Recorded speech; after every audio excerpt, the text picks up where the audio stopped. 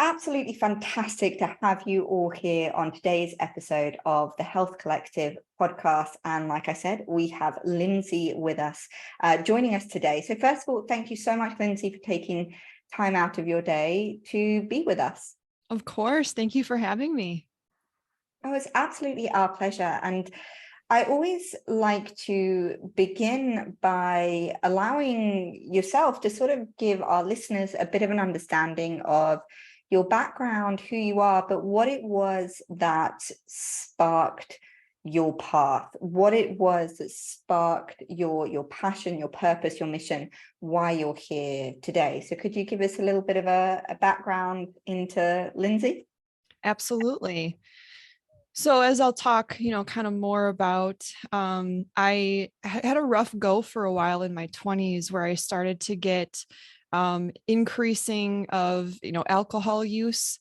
And that really, I think, was a way for me to cope with a lot of negative thoughts that I was having that I grew up with as a kid. So that is a huge part of my journey, and a huge reason why I got into kind of helping people. I actually went back to school after I got sober and went for therapy. So I'm a psychotherapist. And a big piece of working with a lot of people and my own personal journey allowed me to kind of see what are barriers that people go through to meet their goal. And I started getting into speaking, which again, once you hear my story, is not at all what I had in mind, because I was a very, very anxious child, young adult, felt like I didn't have anything worthwhile to say.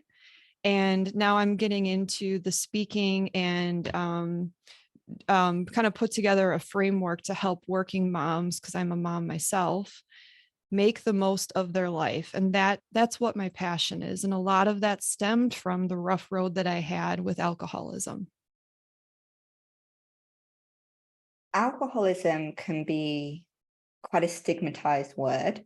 I think there's a lot of blame and guilt and judgment still in society when the word alcoholic is used. So how did your alcohol addiction start? Was there a specific trigger, or was it a culmination of accumulation of years of stress and anxiety? We know that any kind of substance use can be a combination of genetics and it can be environment. And for me, when I look back, I think it was both. I do have a genetic predisposition. There's people in my family that have, struggled with, mostly alcohol use. Mm-hmm. And I also feel that the environment played a part, because being such an anxious child, not feeling like I had anything worthwhile to say, I felt very much like a shell. Like I often kind of describe it as I kind of went through life like a Clydesdale horse with the blinders on. I didn't want anyone to notice me or make waves, because that would make me anxious. So it wasn't until I was about, I think, in high school where I drank for the first time. And the first time I drank, I felt like I was the person who I was deep down, but just couldn't show. It allowed me to be anxiety free. I felt fun. I felt funny. I could relax, let loose. It kind of felt like this magic happened. And I drank on occasion. And as I look back, hindsight's 2020, I realized that I probably was drinking too much in quantity. So I think that had, played a part in it as well. My drinking really did not escalate until I moved to Michigan. It was my first serious boyfriend. I'm from Wisconsin. I grew up in Wisconsin. And I met my first serious boyfriend. We moved in together. We had a great relationship, from the sense of we had fun together, but him and his family drank more than my family ever did. So it was kind of more socially accepted. And my escalation to severe alcoholism progressed within a couple years, where I was hiding it. I was buying bottles that my fiance then at the time did not know about. So I feel like the environment, and again, that genetic predisposition, was just this perfect recipe for disaster, really. And you spoke about the stigma behind it. And I think one of the best ways I can describe how that showed up in my experience was, I woke up one morning, just for the sake of time, I'll keep it a little shorter. But I woke up one morning and my body was just shaking. And it was an experience I never felt before. And my muscles were so weak, I couldn't even lift myself up. I knew it was alcohol related, but I could not tell my fiance about it because the cat would be out of the bag. So I just told him I wasn't feeling well. And he took me he went into the kitchen and got me something to drink. I remember him walking out of the room and then everything went blank. The next thing I remember is paramedics were over me. Apparently I had a grand mal seizure. I had multiple grand mal seizures from alcohol withdrawal over the next 5 days. And I only remember probably 3 minutes of those 5 days. It was very, very serious. I was fighting for my life. And when I got out of the hospital, because I think people knew, especially my own family, even being in Wisconsin, saw some warning signs of me just not being okay. But it wasn't until I came out of the hospital and my fiance's family came over to visit. It was pretty much an intervention. And my soon to be father-in-law had walked in the door, very kind of numb expression on his face. And I noticed he was carrying my guitar that I had let him borrow. He had it for months. There was no reason why he should have brought that guitar home that particular day. This doom washed over me because I realized that was kind of his way of washing his hands of me. I was damaged. I wasn't good enough for the family, all those kinds of things, whether or not he was thinking that. That's how I felt. There wasn't the support that I needed and I deserved in that moment.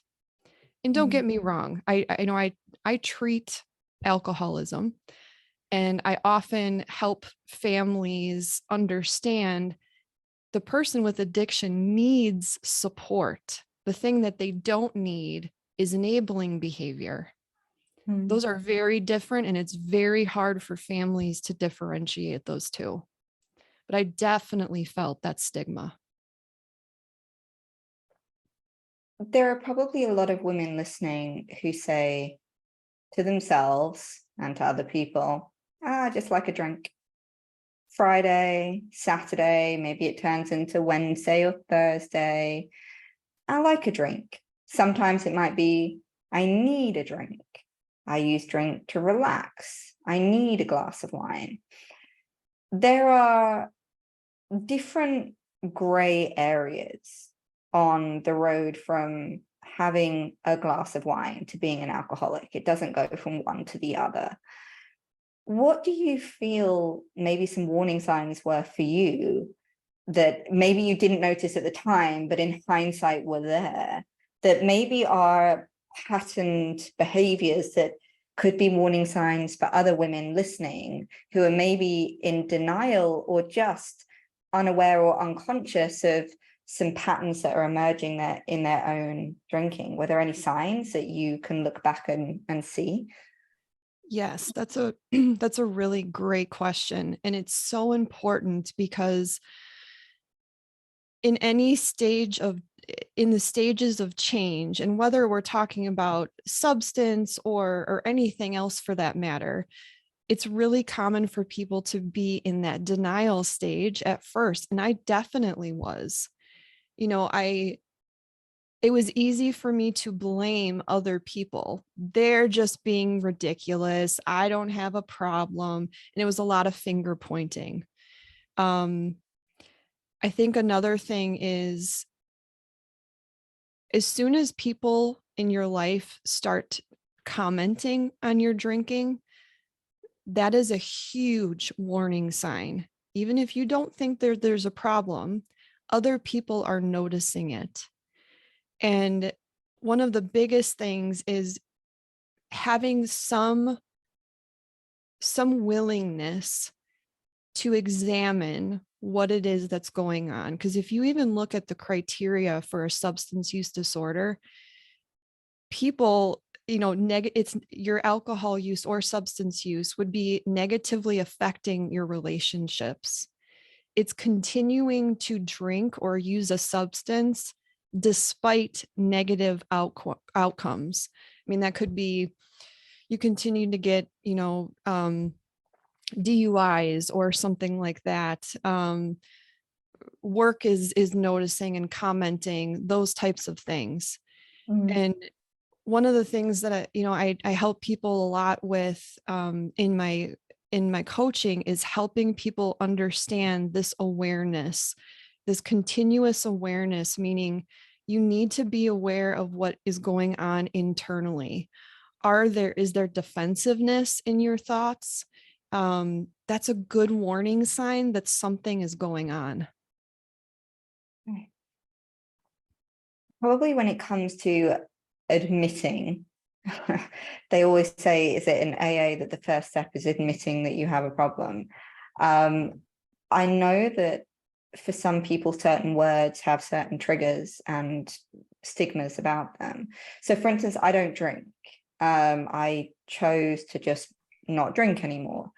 I never labeled myself as an alcoholic. It was never from a sort of, I need to drink. I just didn't really see the benefit in it anymore, if that makes sense. I didn't see any positives, especially in terms of being a health and weight loss and body coach.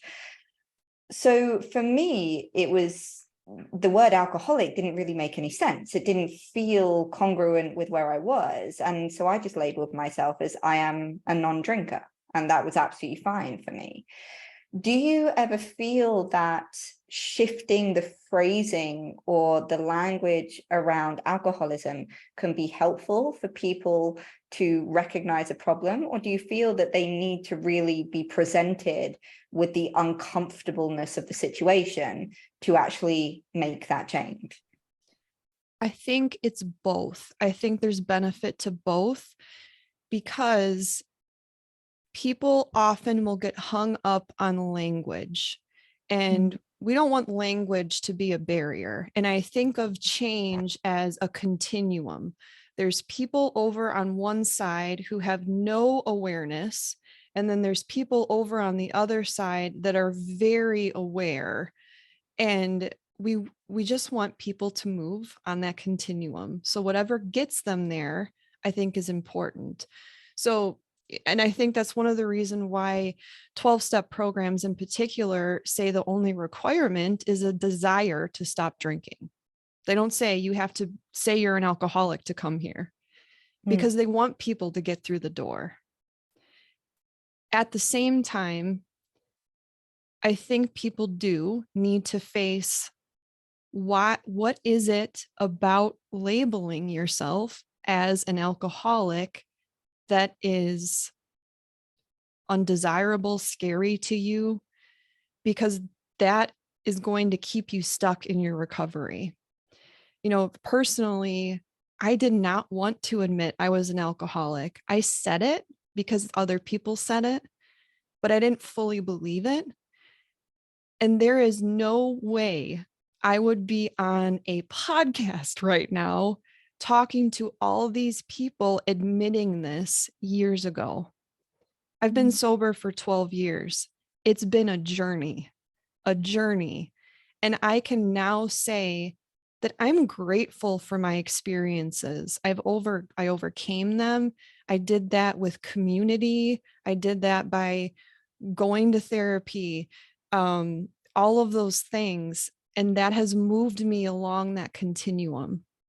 So I think you do have to have a combination of, you have to meet the person where they're at. If you don't want to call yourself an alcoholic, don't right now.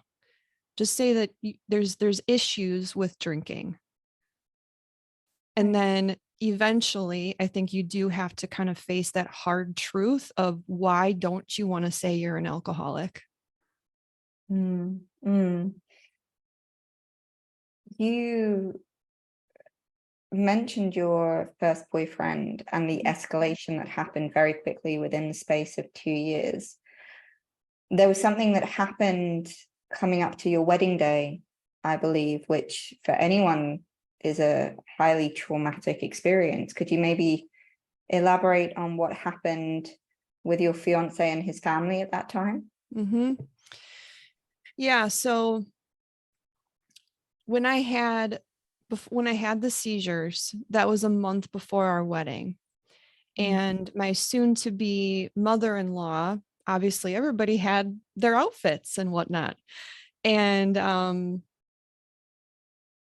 I would say it was a month or two after the seizures, we went over to her house, and we were going to have just a, kind of a casual dinner with a couple relatives. And I walked in the front door, and his mom is wearing the mother of the groom dress. And I was speechless. I did not know how to process that or what to say. And she just kind of made a statement like, "Oh yeah, I just thought I would wear this since I wouldn't get a chance to wear it for the wedding."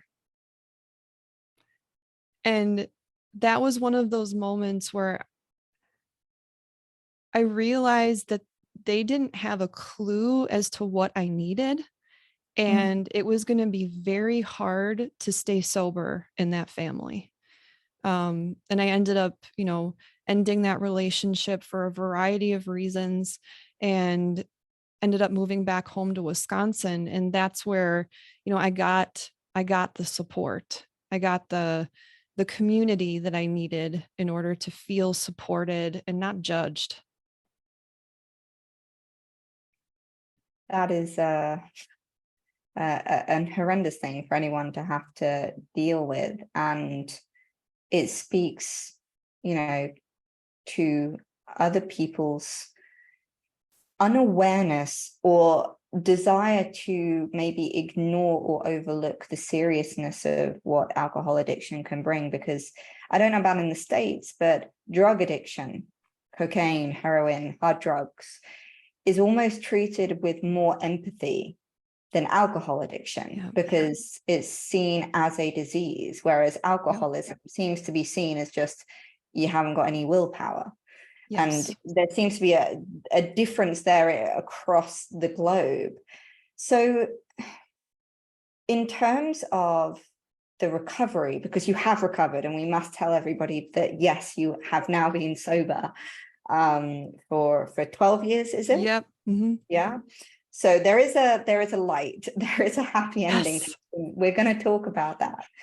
But the last thing that I'd like to just understand about what led to this point. Were you at any point aware of the deep-rooted triggers that were behind the alcoholism? Because there's probably a lot of people that will get into an argument with their husband or their friend, and they'll go and have a drink because they are, pardon my French, but pissed off at that time. Yep. However, sometimes we'll go and have a drink because we're pissed off, but actually it's an older version of us that is angry in that moment. We will have those times where we might shout at someone and think, why am I even angry? My emotion doesn't match the moment.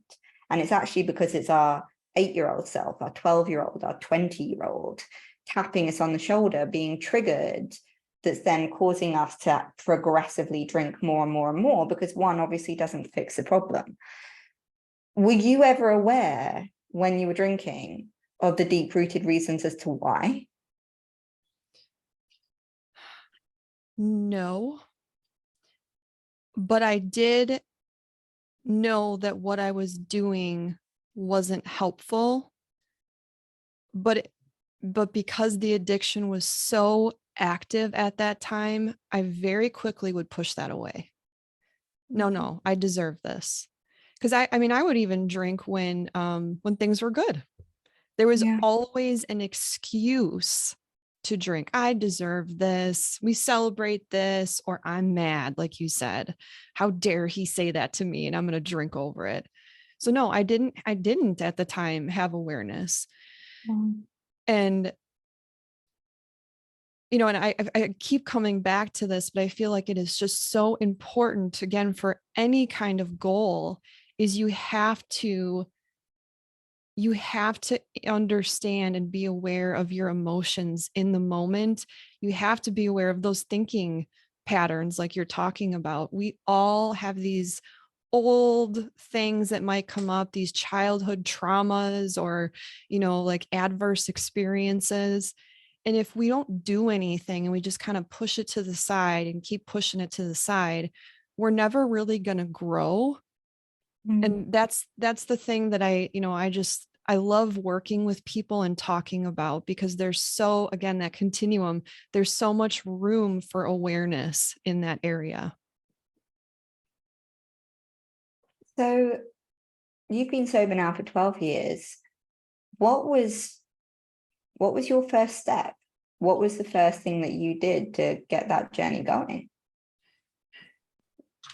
The first thing was kind of from a behavioral standpoint, is I got myself to 12-step meetings, and I started talking to people who were going through what I was going through, and what better place to find them than at a 12-step meeting. And I mean, it's great that I did that, but even the first few meetings, I wasn't fully committed. I didn't fully believe that that's where I needed to be. And I had relapsed after, gosh, I don't even remember how many months it was. But that was just kind of another awakening of like, man, something is going on here. This is not normal. And then the thing that, continued, and I kind of, if I could give your listeners kind of like a framework, and again, I use this in my coaching, but it can be definitely applied to substance use if that is your goal. I call it the clear method to renewed living. And I feel like this tackles a lot of different barriers that people go through, and it highlights the process that I went through. So one, or C, is continuously aware, everything that we've just been talking about. L is learn. So what is it that you have to learn that you don't have access to? For me, with alcohol, it was I needed to learn how to challenge those negative belief systems, which was a trigger for me big time. I had to learn how to work through anxiety. That was a huge issue for me as well. And then engage is the E. I had to put that into action, and I had to do it with people that know how to do it. So going to those 12-step meetings, being in that community, learning from the people who had what I was struggling with.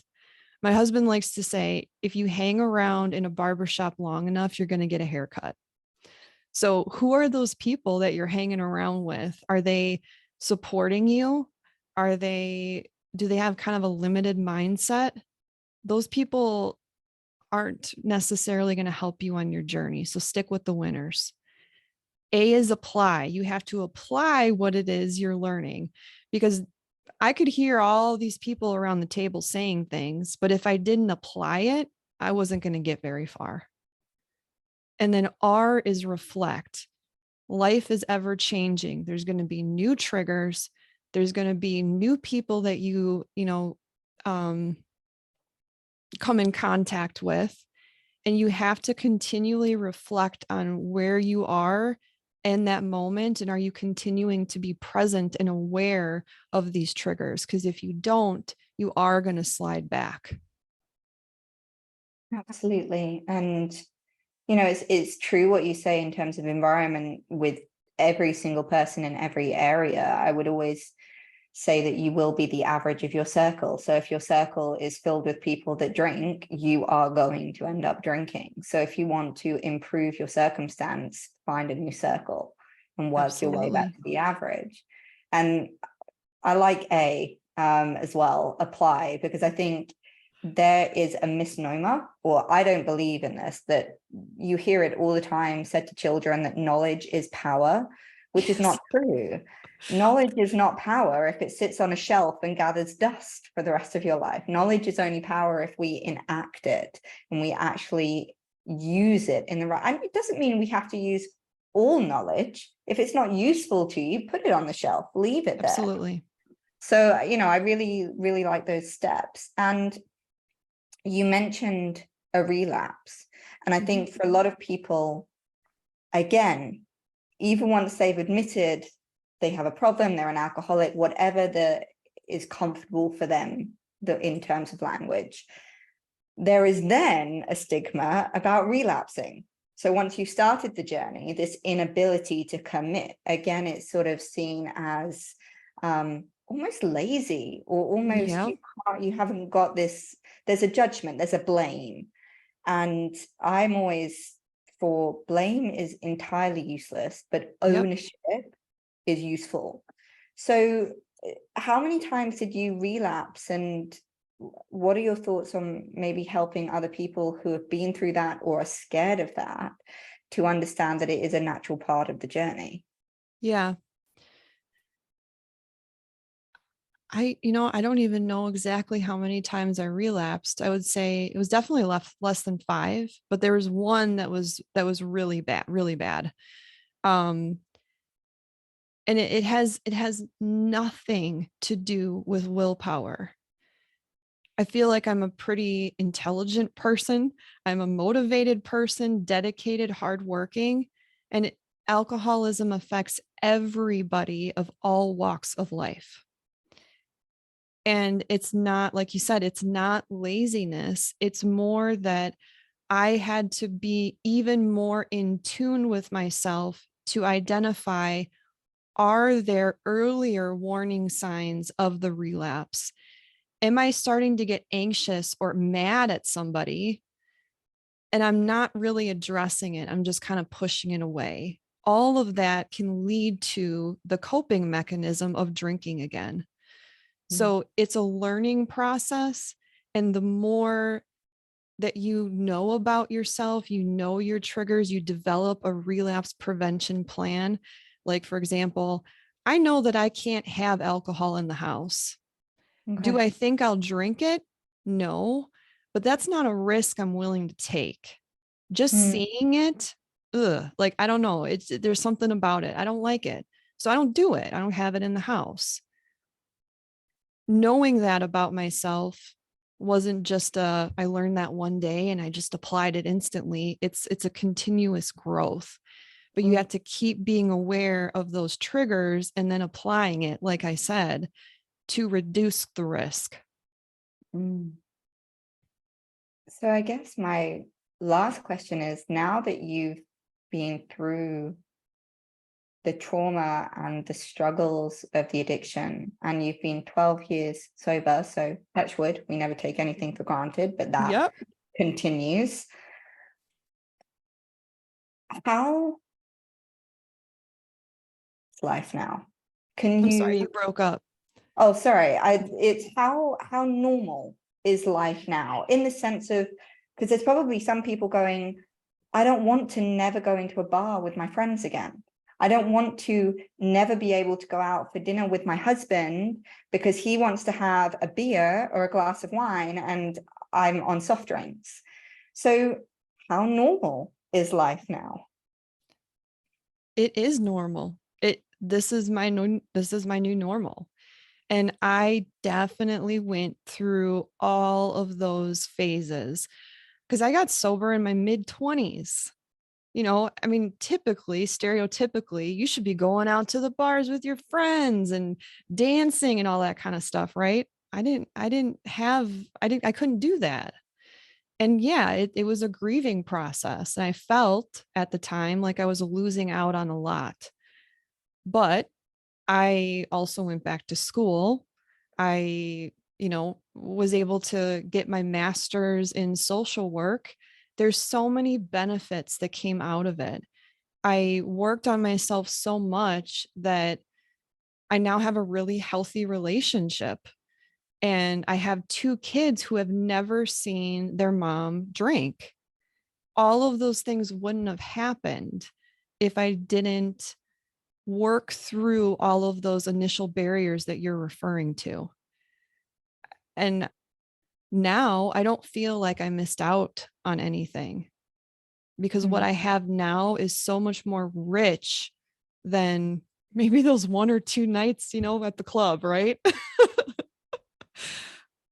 I think that is the ultimate route to sustainable alcohol-free living, is understanding what feeling were you trying to either get from or numb from with the alcohol. Because usually we're trying to either find connection, solace, love, or we're trying to numb the loneliness, the depression, the anxiety, whatever it is. If you can isolate that feeling and find a far more purposeful way of finding it. I mean, for me, if I ever need to relax, I don't go to a glass of wine anymore. I go and hug my kids. It's a much more fun way for me to relax, and it creates safety, because, I think a lot of people drink. I've worked with women who are multi-million times over. They have mansions and Lamborghinis coming out the wazoo. And why would they ever have a need to be unhappy? But they're afraid, because mentally and emotionally they hold on to something. And usually that fear is, correct me if I'm wrong for yourself, but the fear tends to be what drives the drinking, because we're too afraid to face it. Yeah, absolutely. Absolutely. Yep. And then I didn't know how to cope with it. So numbing myself with alcohol made the feeling go away. Yep. So it's been an absolute pleasure chatting with you. And I really appreciate you opening up about a lot of things that I appreciate probably 5-10 years ago you wouldn't have done. Correct. I appreciate that sort of journey that you've gone on and sharing it with us. So if anybody wanted to chat with you, and for anyone listening, your details will be in the podcast info. So just head there. But what's the best way for people to learn more about how you help women create this sort of safety and life for themselves? You can go to my website, which is lynseyretzlaff.com. You can email me at contact@lynseyretzlaff.com. I'm on Instagram, Facebook, LinkedIn. Those would be the best ways.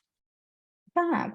Well, it was so lovely talking to you, and I really appreciate you taking the time out. And thank you to everybody for listening. I hope today's episode has maybe made you think, made you look differently, even if it's not yourself that's suffering with an addiction, but you can see someone who is. Maybe just approach them with a little change of heart, maybe less judgment and more awareness of what we can do to support those people in making that change. So thank you again to Lynsey. Thank you to all of you for listening, and I look forward to seeing you on the next episode. Thank you so much, Rita.